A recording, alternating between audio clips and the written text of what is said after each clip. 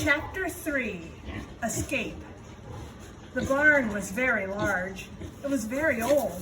It smelled of hay, and it smelled of manure, and it smelled of the perspiration of tired horses, and the wonderful sweet breath of patient cows. It often had a sort of peaceful smell, as though nothing bad could happen ever again in the world. It smelled of grain, and of harness dressing, and of axle grease, and of rubber boots, and of new rope. And whenever the cat was given a fresh head to eat, the barn would smell of fish. But mostly it smelled of hay, for there was always hay in the great loft up overhead, and there was always hay being pitched down to the cows and the horses and the sheep.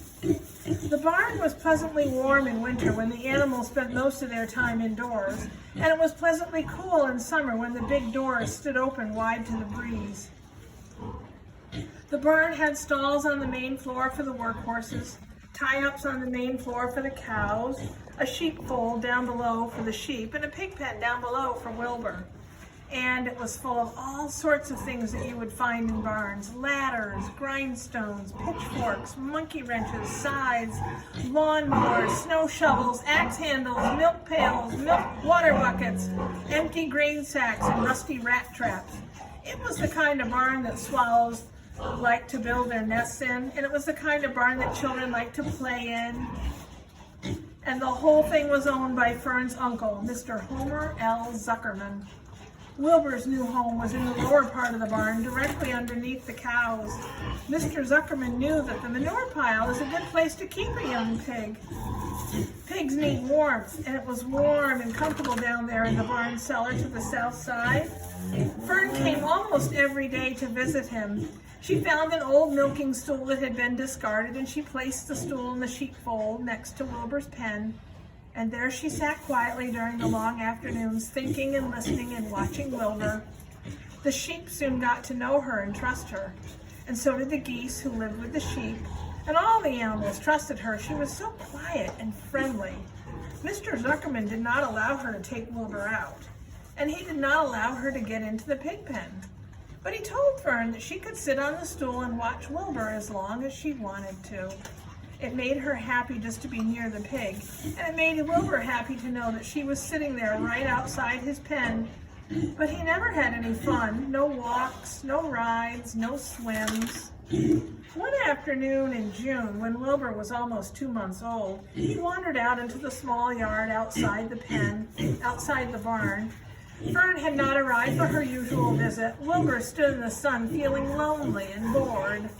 There's never anything to do around here, he thought. He walked slowly to his food trough and sniffed to see if anything had been overlooked at lunch.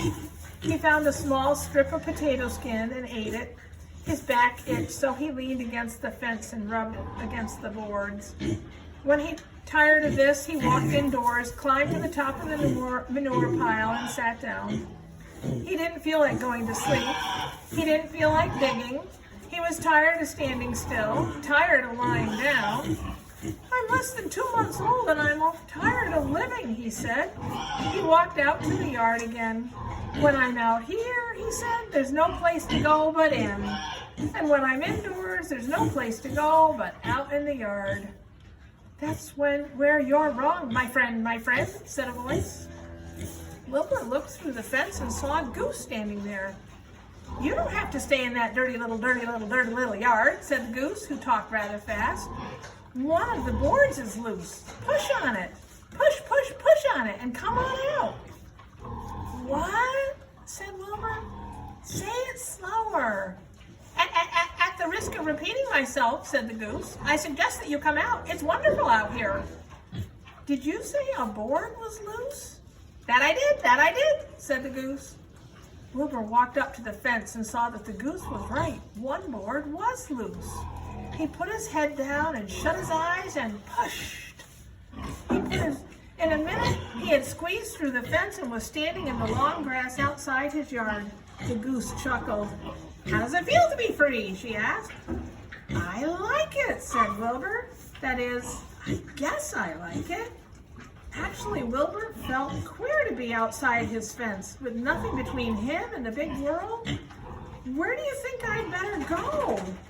Anywhere you like, said the goose.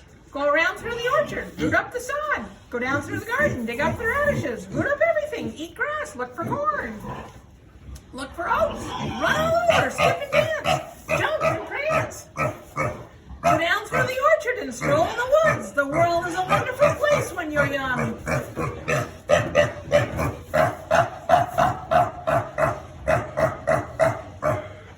I can see that, replied Wilbur.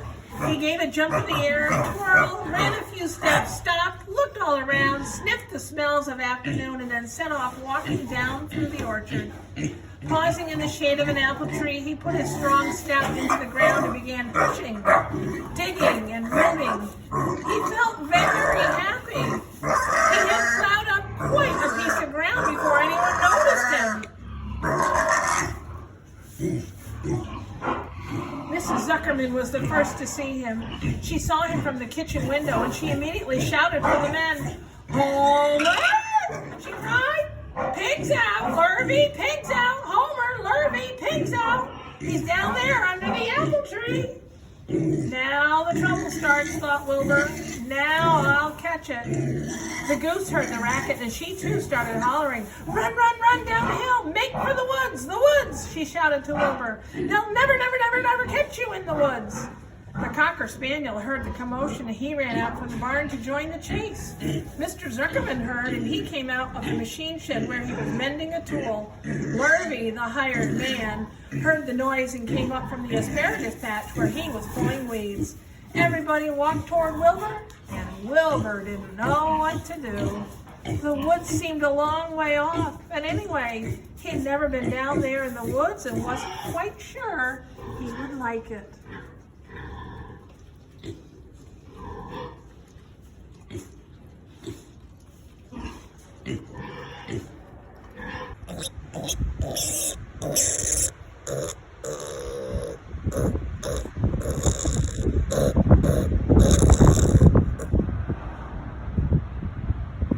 Yeah.